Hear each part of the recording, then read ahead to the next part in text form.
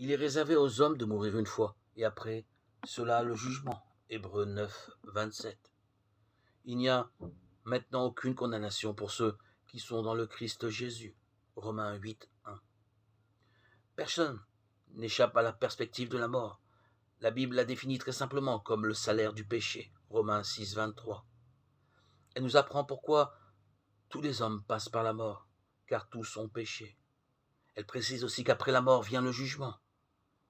Dans ce sens, la mort nous approche comme un huissier qui vient nous remettre une assignation à comparaître devant un tribunal. Cette perspective ne devrait-elle pas nous inciter à nous mettre sans délai en règle avec Dieu? Car chacun a envers Dieu une dette si lourde qu'il ne peut la quitter. Cette dette, Jésus-Christ est venu la payer à notre place. Sur la croix, il a subi le jugement que je méritais. Si je crois à la valeur de son sacrifice, Dieu me fait grâce.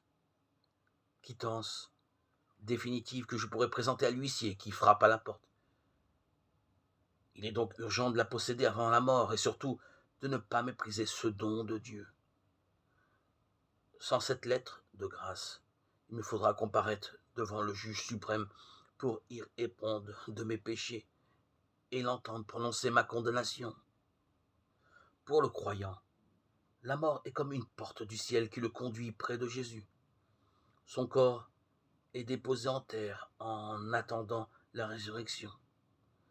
Mais son âme est introduite dans le paradis, dans la présence du bon berger, qui a pris soin de lui durant sa vie. Le croyant n'attend pourtant pas la mort, mais Jésus lui-même, qui va bientôt venir chercher les siens. Vivons cette attente en pensant à sa joie quand il rassemblera enfin ceux qu'il a aimés et libérés.